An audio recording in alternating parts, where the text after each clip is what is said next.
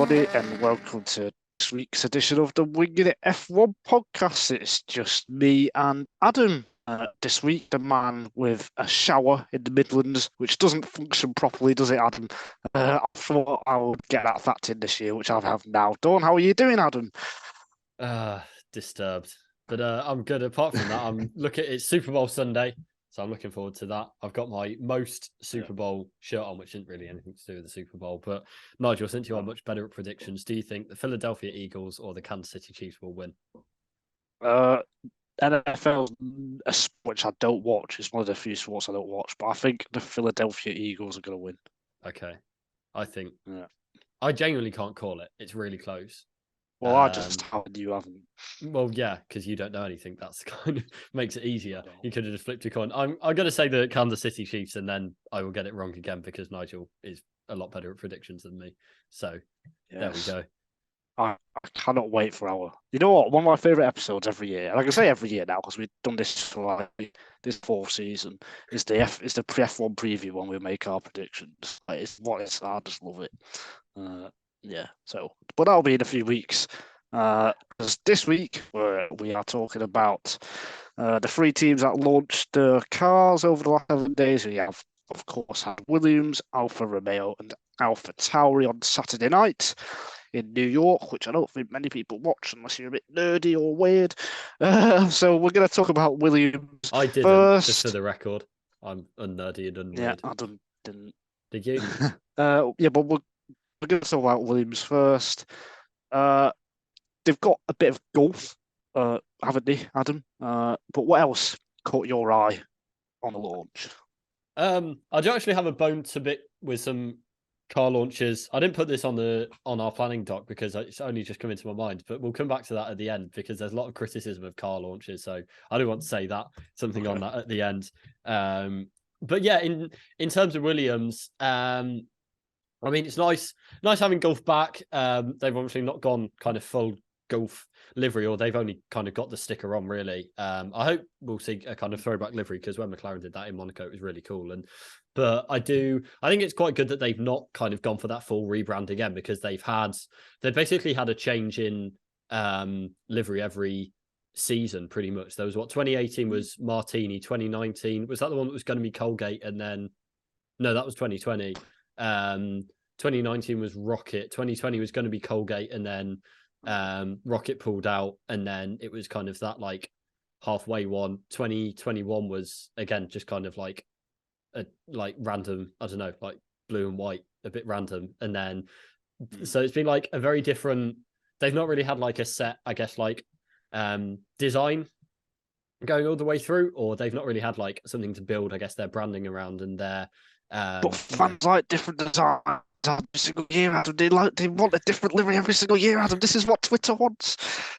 Well, yeah, that is what Twitter wants. But I am not Twitter, thankfully. I don't know Elon Musk. So yeah, I've been to the Twitter building though in San Francisco, and it's really just like nondescript. It's like it's just on the street. Like there's just like a row of shops basically and some like, I don't know, like 5-story buildings, brick buildings. And it's just there. There's like a Twitter thing outside and we were walking past and we didn't even know that we were going to go past it. And then we did. And then we just thought, oh, well. And I went to the loo there and used the urinal. So I've weed on Twitter. So that's my claim to fame, Twitter fame. But yeah, getting it back to F1, I think having that brand identity, building that brand identity for Williams is pretty big. And obviously they've got two drivers who they can build it around now, who'll hopefully be there for the foreseeable. They got Logan Sargent, first American driver in F1 for a few years, first full-time driver for over 15 years, yada, yada, yada. I heard all the stats before, but, they'll hope that comes with a boost. And they said that kind of having that American-ness was kind of, part of what was making them investable. And then obviously Alex Albon, if he can continue his good form from last season. So I can't actually remember the question that you asked me right at the start, but I hope I've answered it in some way in that. But overall, I like the Williams car. I was there at the launch virtually. So that was fun. That was my first ever F1 press event. So tick that one off the list. Yeah, tick it off the list. He's got many things on his list, as Adam. Things that I can't say on it. But anyway, let's I agree with your points on the sponsorship stuff and the and the livery and that kind of thing. In terms of what for this year, the Williams, I am not 100% sure about how well they're going to do. I mean, they don't have a technical director. They've got Jos Capito has obviously left as team principal. In December, James Vowles has come in. He used to be the Mercedes chief strategist. So just in terms of the management structure, there's a lot of instability, I think, and I don't think to get the car. I think the car is going to be the least competitive again on the grid, unfortunately. So that's my big fear with them. I'd say I just don't see them doing too much better than last year. Is that something you would agree with? Yeah, I absolutely agree. If you want to see our thoughts on all of our team expectations for the year, then it's on Total Motorsport, the site that we both write for, and Nigel will be putting out an article with all of the, or a selection of the team's thoughts on each team per day until what day did it end? 21st. 21st. So you can check back on that every day to have a look. But yeah, I agree. I think they just feel like they're lacking some long-term direction now, apart from having the same car or the same car livery. So yeah, I think Jos Capito's firing just kind of felt quite impetuous, and like, you know, they haven't really got the thought behind it. We didn't actually do talk about James Vowles being hired, because I think we did like a 2-week gap between podcasts, but I'm not sure. You know, he was clearly very valued at Mercedes, and his remit went, like, you know, he had value beyond being a chief strategist. But in terms of what a chief strategist's kind of skill set is, then it's quite, you know, it's like making decisions under pressure, and you know, kind of quite like micromanaging. There's not, you know, compared to being in a team principal, there's a lot fewer kind of variables to do, and it's about being able to process that very quickly and then make a snap decision on the fly. You know, there's planning stuff as well, but that's kind of where you know, what separates the men from the boys in that. So yeah, and I'm just not kind of sure how that compares to, you know, the kind of much bigger kind of overarching remit of being a team principal, where it's a lot, you know, over a much bigger time scale. You're not making those snap decisions so much, but you are having to, you know, make decisions with a huge long-term impact. So I think, you know, it's an interesting position to hire someone from and bring someone in, because it's not like, you know, being a technical director and then going to a team principal where there's a lot more similarity. Yeah, I'm kind of not sure. I'm not really sure that the two will translate that well, and we'll have to see. But I agree overall. I think I'm not sold on the car. I think Albon will be able to make the best of it. I'm still not sure about Sargent either. I think I've said this a few times, that I think this year might be a learning year, and we'll only see the best of him in 2024. So yeah, I think there are a lot of question marks, and I don't see them being answered that well, really. On Vowles, the way I kind of saw it, my first thought was, I think it's Mercedes trying to almost, I mean, they had ties with Williams to some extent anyway, but I now think those ties are a bit bigger and they might have a bit more influence on the team. So when teams are, for example, I think Williams are almost certainly going to go the same way with Mercedes. And just kind of, yeah, I just think there's going to be a closer link, which is interesting. In terms of, well, I think Mercedes haven't been happy with Red Bull and AlphaTauri and that kind of thing, or Ferrari and Alfa Romeo or Haas. So I wouldn't say like Williams is a Mercedes beating, but I don't know, just in terms of the politicalness of F1. Yeah, I just think Williams and Mercedes are a lot closer now, I think. So yeah. Yeah, I'd kind of, I think that's interesting. I mean, in terms of, I've said I'm not sure the hire will work, but obviously, like, you know, it depends on who else was there, because I think it was just me and Freddie on when they let Jos Capito go, or when Jos Capito left. But we kind of said, you know, who else out there is there? So if, you know, it's a choice between Vowles and Binotto, I would have taken Binotto. But if it was a choice between Vowles and Inaki Rueda, the Ferrari's chief strategist, then I would have taken Vowles. So, like, you know, it kind of depends on who else was out there as to whether it's a good hire. But yeah, if I don't know, that doesn't kind of it's not really a great, that doesn't feel like a kind of, exciting long-term strategy for Williams to be kind of tied closer to Mercedes. But, if it can help them get back up the grid, then that's something. But, it kind of effectively caps your ceiling at what AlphaTauri have done a few seasons where they've, I think, finished like 5th or 6th. Yeah. Being able to compete for the top 5 on occasion. So, yeah, I think I don't know. I'm not that hopeful for Williams this season, really. They think they are going to last then, even with because this is the best driver lineup they've had since Bottas and Massa 2016, I'd say.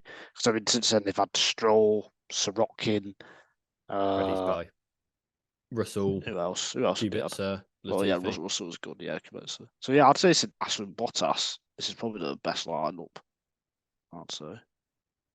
Yeah, by far actually, because for the first time they've been able to pick like 2 drivers who aren't so-called paid drivers as well. Well, I guess it depends. Yeah. But it depends, like where you look, because like George Russell, I'd say better than Alex Albon. So then, like, it's how much better Logan Sargent is than Nicholas Latifi, and whether that gap lines up or not. To be fair, so, but yeah, certainly one of their best lineups. Yeah, absolutely. But yeah, I think me and Adam think they are going to be towards the back, if not at the back, this year. Moving on to Alfa Romeo, who have got a weird team management structure, which I still understand. But I'm going to read out what the team representative, Alessandro Aluni Ravi, was said during the car launch when he was asked how did it work. So basically, Andrea Seidel has moved over. He's now the CEO. I don't know why he was sitting down during the launch watching the drivers and Alessandro Aluni Bravi talk. But Seidel was the CEO. Bravi is going to talk and work with the head of engineering, which is Jevi Pujala. He's been there for a few years, and Sander will be the sporting director. He's been there for a few years as well. So they don't have a team principal. They're basically working together and are kind of on the same line in terms of the pecking order. The team, I don't think it's really going to make a difference to the competitiveness, to be honest. It's just a payroll and management structure thing. But the car looks great, I thought. So the best looking car on the grid, I think, Adam. In terms of livery? In terms of the livery, yeah. I'm not a fan, to be honest. Oh, really? I think I can see people that I know out of my window, which looks onto a busy road in Sheffield. So you see me waving, and that's why. But it was Freddie. That's why he's on the podcast today. Yeah, Freddie is outside my window, looking in, waving. Yeah, so I'm not a fan of it, to be honest. I'm getting it up now to have a quick refresh. But yeah, I think really they peaked with that. Actually, the livery they had before Alfa Romeo came on as the kind of full, title sponsor team runner was the best with that. The kind of red and white. And then, to be fair, the one they had in 2021 was very good as well. I'm not a bigger fan of it. It will help them save weight because they don't have to paint the black bits on race day. They can just have like the bare carbon fiber. So I guess that's like an advantage. But yeah, I don't think it's as good a looker as some of the others. Also, like the kind of angle of the stripe. This is like really, I don't know, like graphical. But the angle of the stripe going back is quite weird because it's just like kind of cuts the car in half. Like it's pretty much vertical. And it's not really kind of going with like the flow of any lines. It's just like, chopping the car in half vertically, which doesn't look great. So yeah, I'd say and even like before they had Alfa Romeo, when they had those like blue and gold liveries as Sauber, I thought they were classic as well. So it's really like since those grey ones in 2016, was it 16 or 14? They had those. I think it's the worst one since those. Oh, remember, mate. I've got an awful memory. Well, there we go. But yeah, I'm not a fan, is what I'm saying. In terms of their season, I'll let you speak first on that. I think, well, they finished 6th last year. It was very impressive. They just hung on to 6 because Aston Martin were chasing them down, and they actually did it on countback thanks to Bottas's 5th place at Imola. I think it was. Yeah, I'm gonna go with that. I thought there were 2 points. So yeah, ahead. thanks to Bottas's. Or is that half? No, I think they did it on countback. Yeah, no, you're right. You're right. Yeah.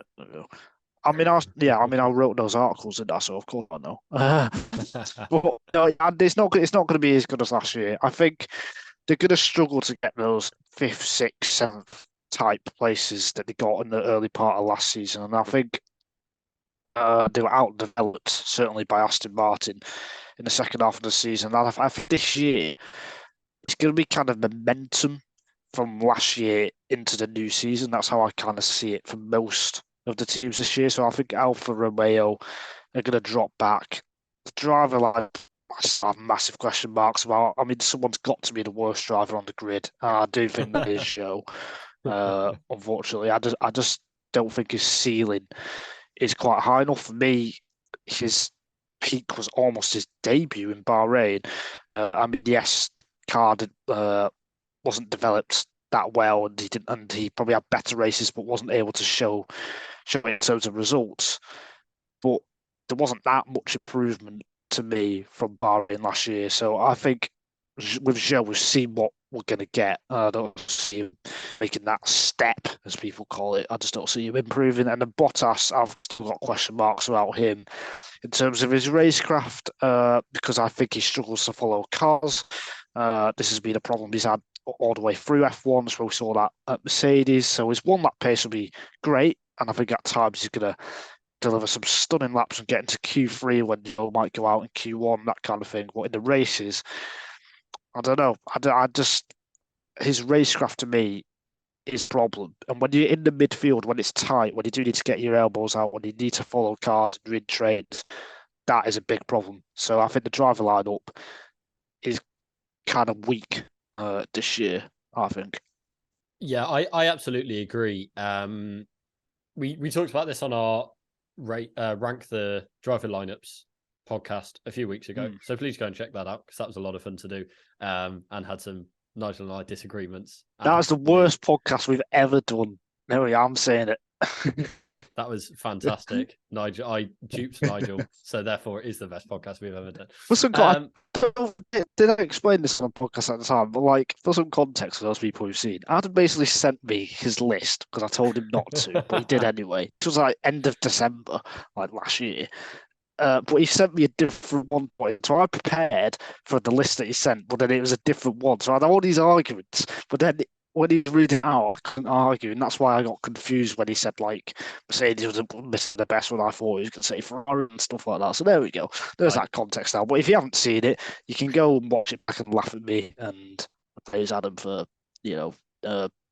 doing like better stuff than me, which he always does. Anyway, Falling Nigel, yeah, going on. So so that long-winded approach.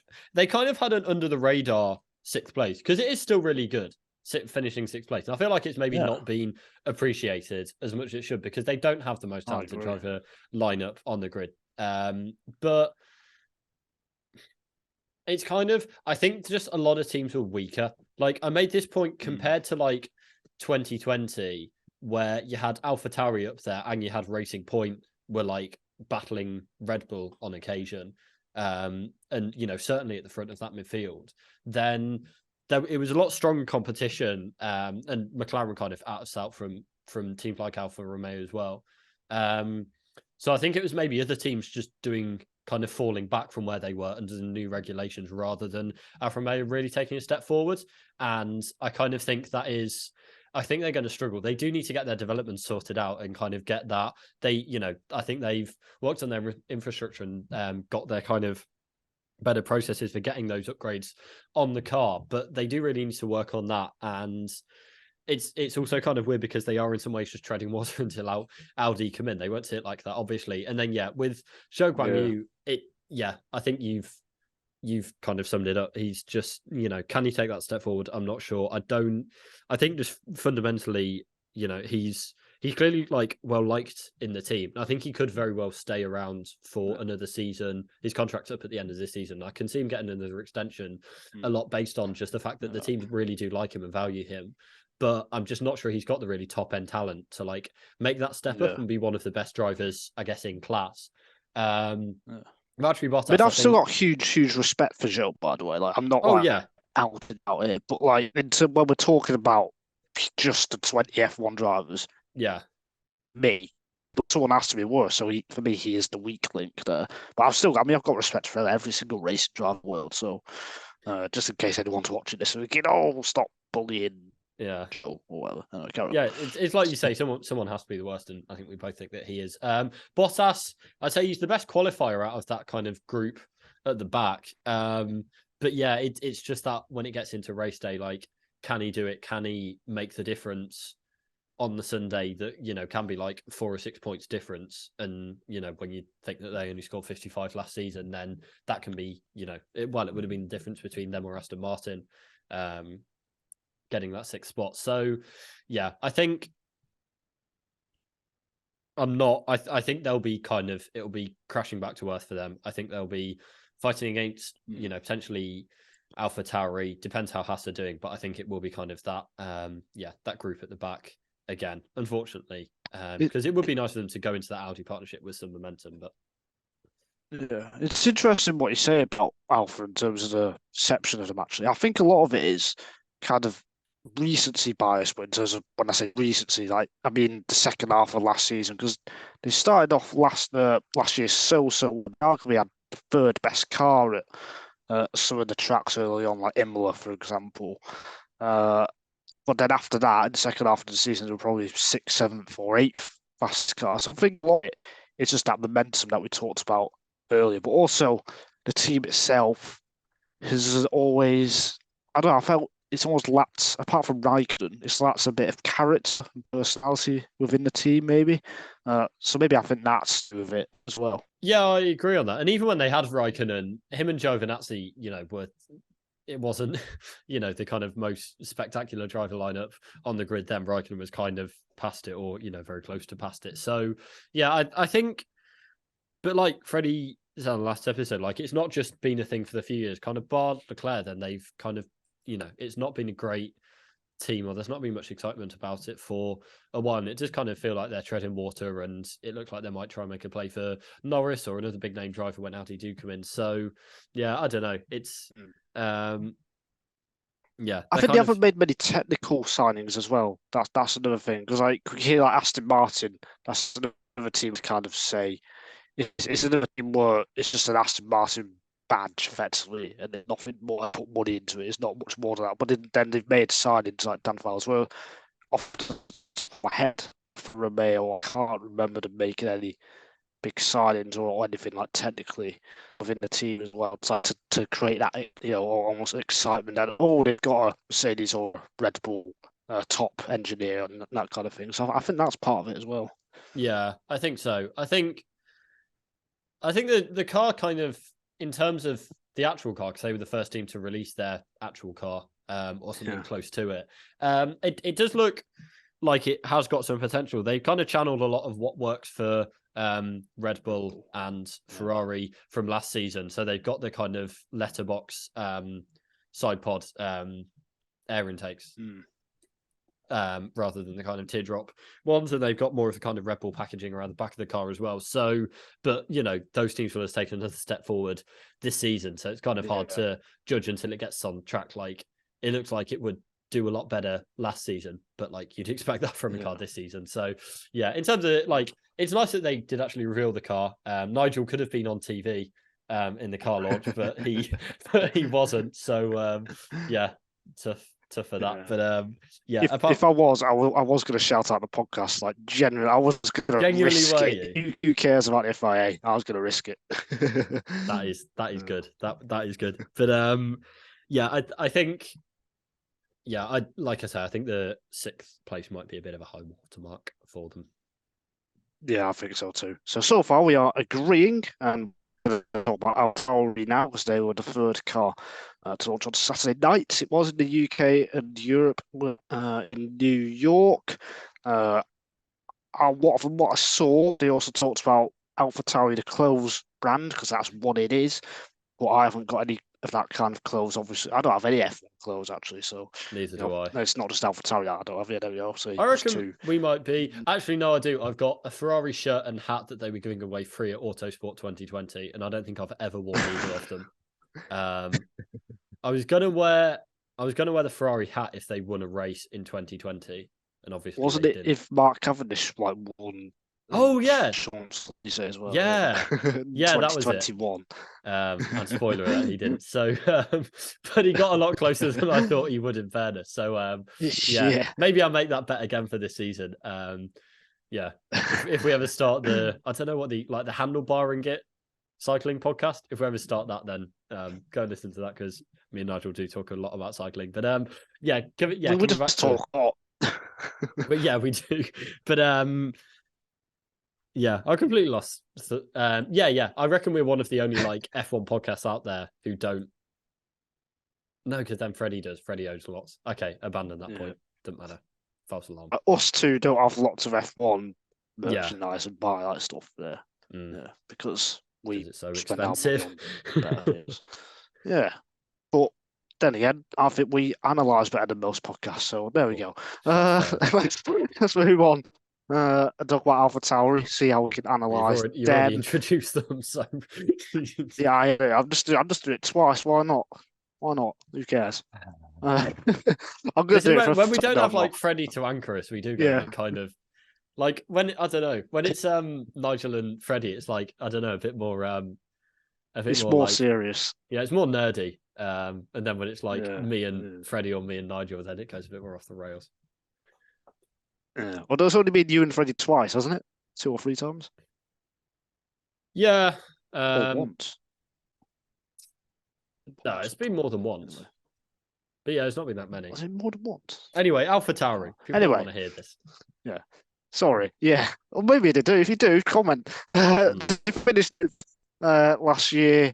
One of the worst seasons since F1 in 2006 as Toro Rosso. They have never, ever finished in the top 5 in the Constructors' Championship, even though Franz Tost in 2006 said the target was to finish in the top 5. Do you think, Adam, that is going to happen this year? Because I don't, because that's very ambitious. No, I don't. I think Aston Martin will take a step forward, and I think McLaren will still be around there, and I think Alpine will be at the front of the midfield. So I don't think it will happen. I mean, also just again, drivers, it's a very we don't want to just repeat the driver rankings podcast, but it's got a lot of unknowns about it. It could come out as one the better. I reckon both drivers could be around top 12 in the in when we're talking about the end of season driver rankings. I think they could both surprise, but just based off what we know now and what we've seen, then there's not that kind of track record there. So yeah, I just think again they might grab a few headline results, but overall I don't think they're going to be anywhere near that top 5. I think it's going to be a roller coaster season for both drivers. Actually, I think they're going to shine at some races, but then make silly mistakes at other races. So in a way, it can be a continuation of what we've seen from Tsunoda in his first 2 years in F1. But I also think De Vries is going to be quite similar in that respect. But I do think this is going to be Tsunoda's big year. It's going to be his big breakthrough. And I think people are going to say he deserves to be in F1. I think he is going to beat De Vries overall in terms of the performance head-to-head. So I just... Yeah, I mean, I've said this a couple of years ago, actually. I always have a bit more leeway for Asian drivers who come over to Europe, and because they have to learn the culture, they have to learn the tracks. It's I think people underestimate. No, stop laughing. People underestimate the massive challenge that they've got to come over from Asia to Europe. Compared to the European drivers, just after you said Guan Yu Zhou's the worst driver on the grid. No, what he's been racing in Europe. No, how long has he been racing in Europe? I don't know. Started racing in Europe in 2019, Tsunoda. So this is my big thing with him, and he's not done many single seater races cars as well. Whereas your Russells, your Sainz's, Norris's, they did a lot of single seater racing. So in that respect, Tsunoda's still still quite new because he hasn't got as much single-seater experience, and especially racing in Europe as well. So I'm still going to back him. I think he's going to beat De Vries overall, and this is his big breakthrough year. That is my. I don't really do hot takes because I don't even know. I just think you should just make predictions. But that is my hot take. If you want a hot take from me this season, I think the thing with I always break out this stat when we're talking about AlphaTauri is like even when they've had good cars and good drivers, then they don't like put it together into like good race weekends for both sides of the garage. So they've only had 10 double points finishes, like both drivers scoring points finishes since the start of 2017.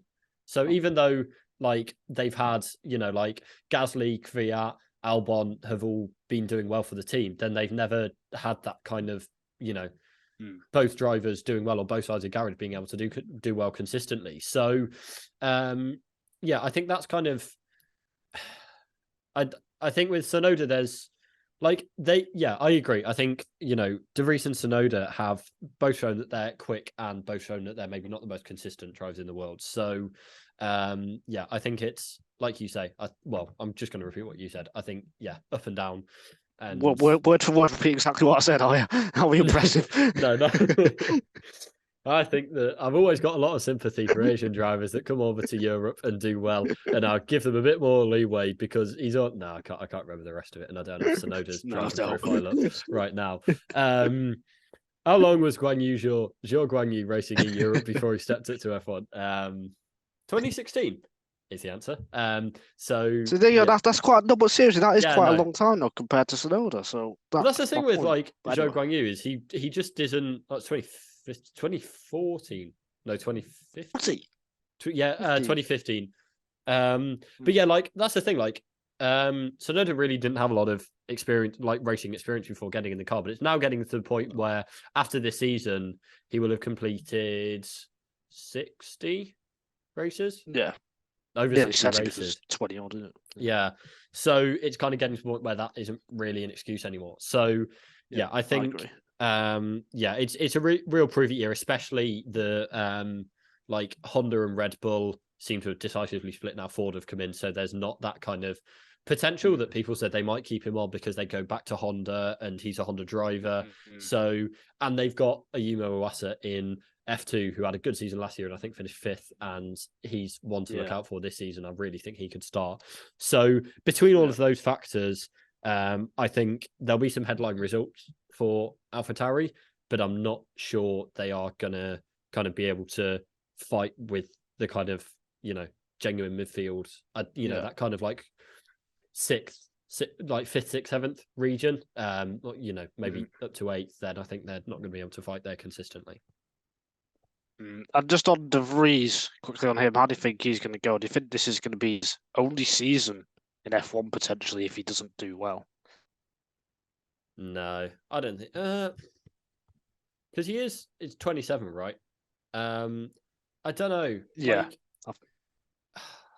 This is just a lot of like me sighing noises. Because you got like Iwasa, you got Liam Lawson, and you got a filter of the F2 grid is basically overrated drivers. So one of them is going to do well. No, well, if he wins Super Formula though this year, then he'll be in F1 next year. I'm quite confident if that's the case. So like, there's so many Red Bull Junior drivers coming through. One of them going to do well this year. So there is big pressure on De Vries and Tsunoda. I would be surprised if Alfa have the same lineup this time next year. I know there's been no racing and that kind of thing, but I will be very, very surprised. And I do feel, if I had to say now, I feel De Vries will be the one to go. That's interesting. You don't really get many one and dones in F1 anymore. Yeah, that's a good point. Mazepin. Yeah, but even then, that wasn't like he wasn't meant to be. And I don't think Holland's going to invade like France. So I don't think that's going to be. I don't even border France. That was a stupid thing to say. But yeah, so I don't think he's going to lose his seat for that reason. But yeah, actually, you persuaded me because he does need to. Like, he's not got that. Like, in a few. Well, I didn't really explain to it. I just kind of said my statement. But you kind of did like, and yeah, he is 27. He's had a lot of racing, so it's not like you're kind of going to think, he had a lot of time like in F1 cars as well. He was I believe McLaren Junior and Mercedes Junior, and so he's had testing. He was kind of a postseason test regular for Mercedes, him and Van Dorn. So yeah, I think. Yeah, actually, I think you've convinced me without convincing me. I've convinced myself of your point. So yeah, I can see. I definitely think it's unlikely that they don't have the same driver lineup. But I probably would have said Tsunoda. Yeah. But actually, I think it's probably more likely to be De Vries. Okay. No, I persuaded Adam for the first time in about 15 months. But then he did really well on his debut. Like he stepped right in and just did the job. Yeah, he's like done well when he has been testing the cars. Then he's done well.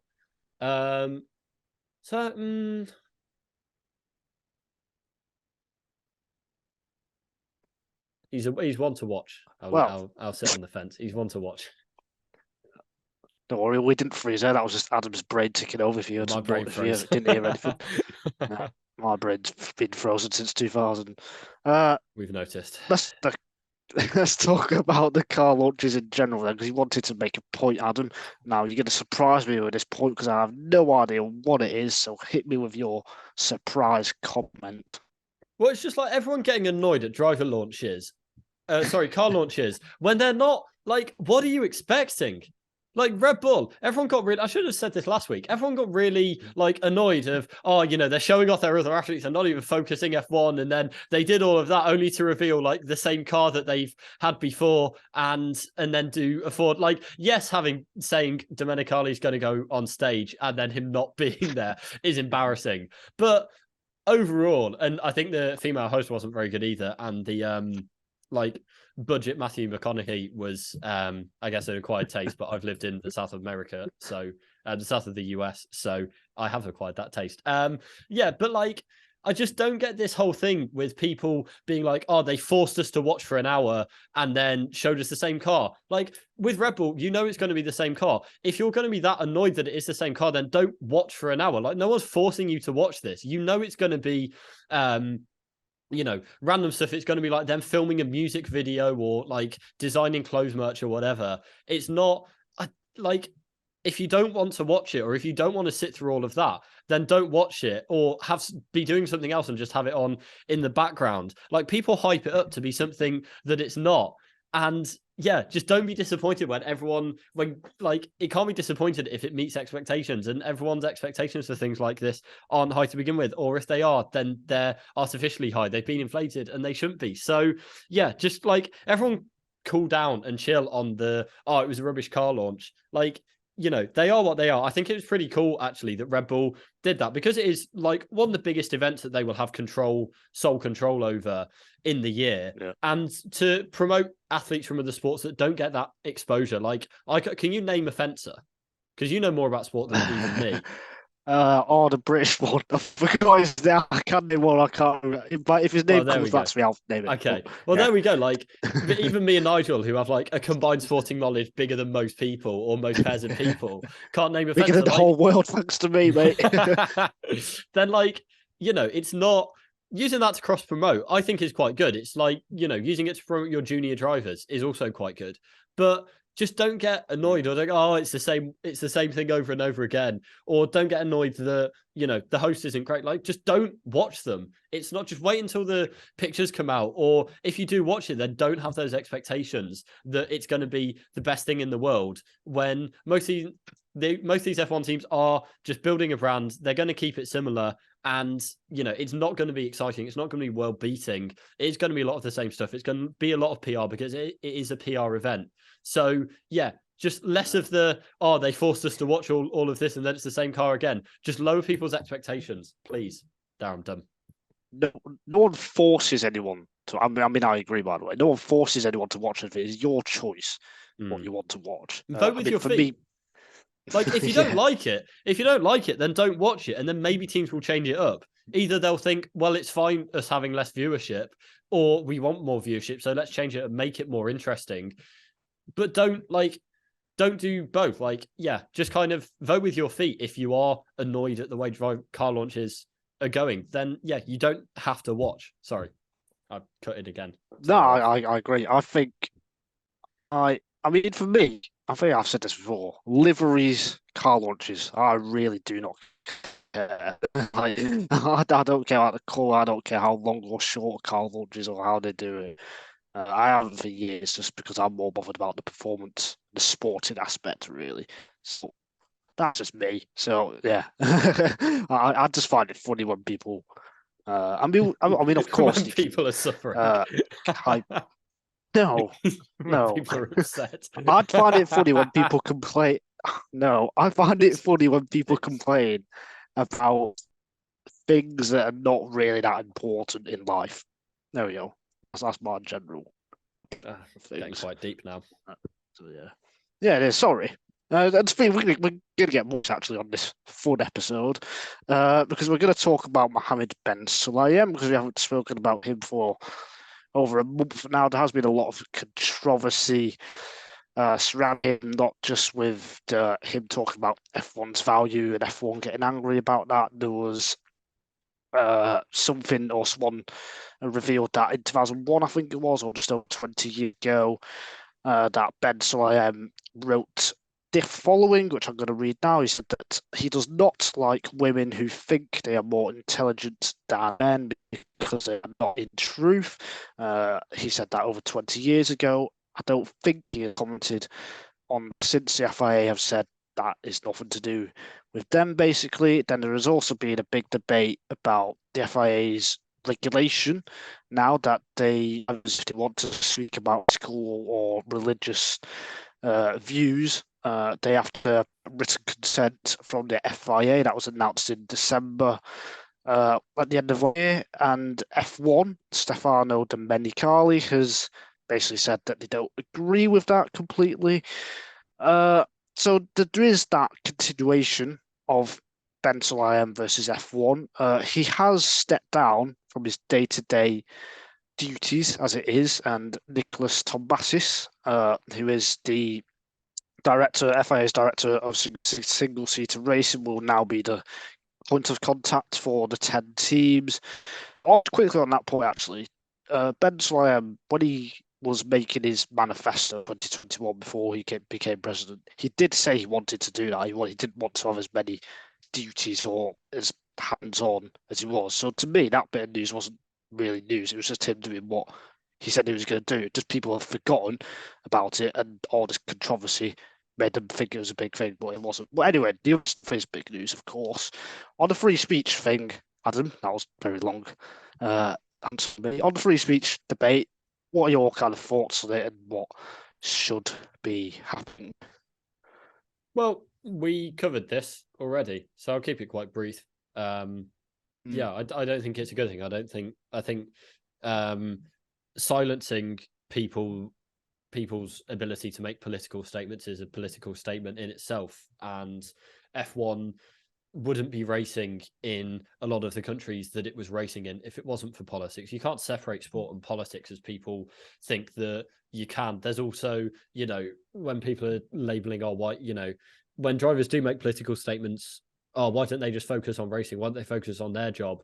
90% of the people saying those aren't professional activists.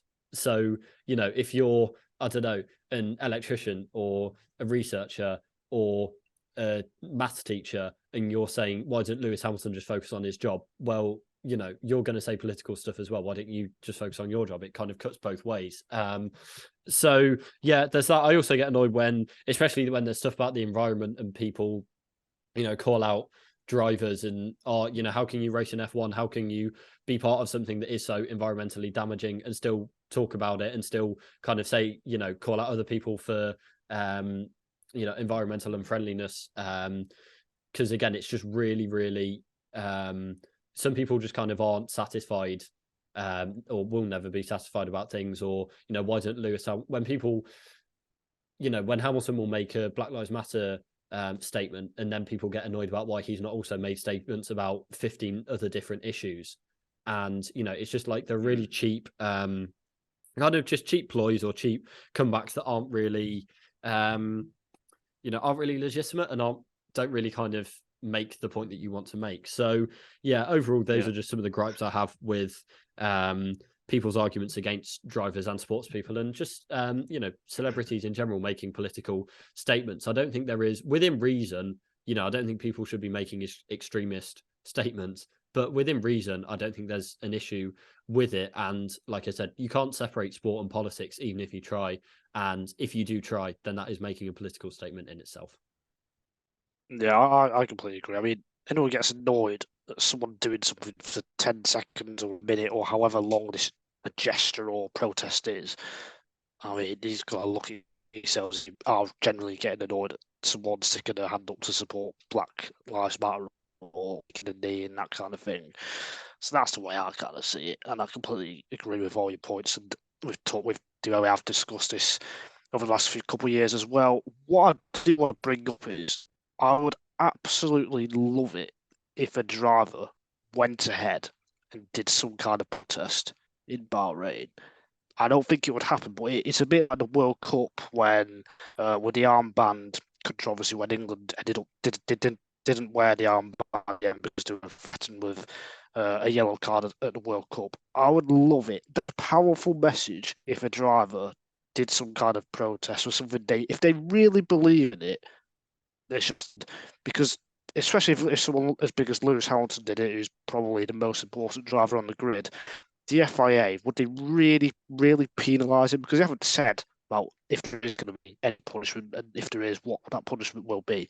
So that is what I want to see. If these drivers, the guys who want to make political statements, if they really believe in something, now is really the time to do it. It would be such a huge message. Opening race of the season, everyone watching, free form in the UK and Europe, prime time on a Sunday. That would be huge to me. I agree. I think kind of attached to I think it's going to become less of an issue for the FIA to police, because Max Verstappen isn't really bothered about making political statements for everything we've seen. And he's going to be, the leader of F1, globally for the next few years. So once Hamilton does retire, I don't think there'll be that person to fill the void. Having said that, Vettel and Hamilton didn't make the statements at the start of their careers that they are making now. So maybe he will change, but it's just his whole personality, his whole persona, his whole approach to racing is very much on the racing rather than any stuff around it. So I think it's going to be, which is fine, by the way. That's just how he is. But yeah, you could argue he should be doing it, but that's just the way he is. Yeah, we're not criticising him for that. Well, I kind of wish. Well, you did. You can to some extent. Yeah, my personal opinion is I kind of wish he did, because he does have that platform. But I'm not going to kind of go overboard with that or criticise him. I mean, he is one of the drivers actually who said they shouldn't have this rule. Yeah. I mean, I think actually every driver who's been asked about it has said, why have they got this rule actually? No, Logan Sargent hasn't, because I asked him and he just said he said something like, we've not seen what was it? It was kind of we've not the FIA haven't defined it properly, or they've not defined the punishment properly. But yeah, he was okay. He's the only one I've seen who has kind of that's interesting. Well, from what I've seen, Magnussen, Hulkenberg, Verstappen, Perez, and Albon definitely have. Assassin, I said that, but yeah, it is. Well, I guess it is part of this Mohammed Ben Sulayem debate as well with F1. This is one aspect of it. I mean, what do you think Ben Sulayem's position is now? I think we kind of disagreed on whether this would quieten down a few weeks ago. I thought with talk about you with F1, that was just the start of something. I think you said it was gonna fade away. What's your kind of take on it now? Kind of still the same, really, because I guess it's not faded. I don't know, because there's not been many noises out, apart from him stepping down, which, as you say, was his manifesto promise anyway. Then there's not kind of been any noises. I think my point when we talked about it before was that there won't be any more official statements on this, or we won't see stuff out in the open from this, and we haven't, and I think that will be the case. So with him stepping away, then it may not be an issue. It probably will flare up at some point down the line, but yeah, I don't think it's I don't think yeah, I kind of stand by what I said, that I don't think we're gonna see that many stuff from the horse's mouth. There'll be some conjecture, but do you think he'll still be as bad at the end of the season then? Yeah, because I think with this move, I think he will. That's a good point, actually, with this move. Yeah, that is a good point. I think that's a good point. I still think there's going to be some big talking points, which will be fascinating to see. Especially when it comes down to money. And I went on a big rant on that a few weeks ago, which you should go and watch. But I think that is it for this week from me and Adam this week on the Wigan F1 podcast. You can listen to us as you are now on Spotify or Apple or other podcast platforms, or you can watch us as you are now or not now on YouTube. And you can also find this podcast and all the episodes on Total Motorsport as well, because I published them on there thanks to our boss letting us do that. And you can also read all of our articles and features on there, which we have now got many because we are smashing, well, we're not smashing it, but we're just publishing stuff for that job. But you could say we are smashing it if you wanted to be kind, and so, I shall be kind and all that. If you do anything else you wanted to say, Adam? I'll shout out MSV.TV TikTok for Freddie, because that's what he wanted to do. And that's what he would do himself if he were here and we were plugging our things. Big week next week. Aston, McLaren, Mercedes, Ferrari, and Alpine all launching their cars, so that'll be it. We'll have seen all 10 liveries at least. And then the week after that is testing, and then there's a week in between, and then the start of the season. So it's all coming thick and fast. But hope you join us again next week for the Wigan F1 podcast. Yep. So until then, we will see you then. Goodbye. That was a weird ending from me. Yes. Bye. Adam hangs his head. You're very proud of me, aren't you, Adam? Bye.